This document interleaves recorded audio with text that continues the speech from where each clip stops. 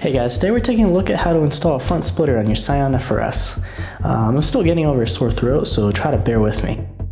I'm going to be going with the AeroFlowDynamics for their front splitter because they've got these little fin thingies on the side. That was the main selling point for me. Please note that if you have the splitter shipped to you, it will not fit in your car. At least not unless you take it out of the box first. Trust me, it's a huge ass box.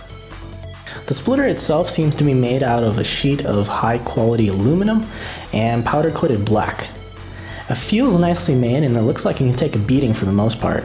It's super thin, so I don't need to worry about adjusting ride height or the way I drive. Aside from having to buy the support rod separate, all the other hardware needed for the install comes in the package. So let's get started with the install. First, you're going to want to remove your front bumper. Trust me, it's going to be a hell of a lot easier with it removed.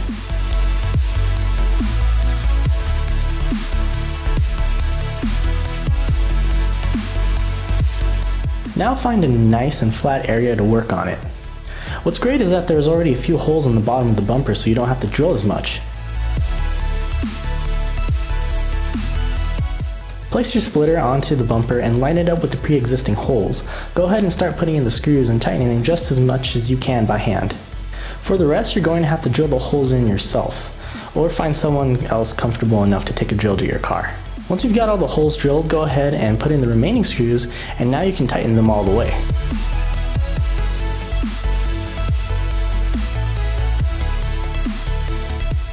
After that, you can flip over the bumper and you're done with the front splitter. If you got the support rods, the next step would be figuring out where you want them mounted.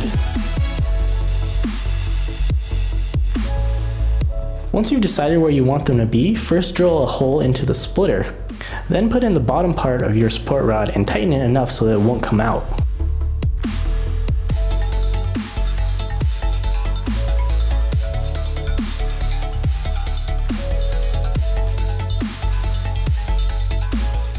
Now move on to the top and find where you want it mounted. Once you're satisfied with its position, you can grab a piece of tape, place it on the area, and mark the exact place where you want it with a Sharpie. Or you can just be like us and put enough pressure on the rod to leave a small dent marking where to drill. Totally up to you, but I feel our method is less time consuming. Once you have your spot marked, go ahead and drill a hole to the other side, and now you may place your support rod through and tighten both ends fully. Now that you have one side finished, take the other support rod and try to make it the exact same length. Depending on how detailed you want to go, you can measure out the distance the support rod is from the edge of the splitter, do the same for the other side, but we just kind of roughly measured about the same distance and mark the spot with a Sharpie. Because car noob. If you're satisfied with the location of where the support rod is, go ahead and start drilling. It's the same steps as the last side.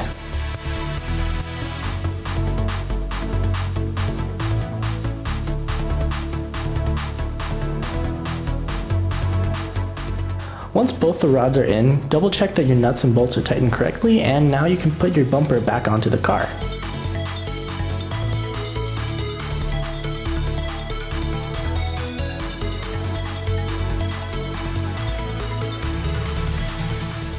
And that's it. Total time for the install was roughly about 30 minutes. It's pretty simple honestly when you look at it. More time actually goes into planning where you want the support rods rather than the install itself. That's all we got for today, guys, but be sure to leave any questions, comments, or concerns down in the comment section below. Don't forget to leave a like and share the video if you found this any helpful at all. Check out my Instagram and Facebook page. I'll have links down in the description along with where you can order this splitter.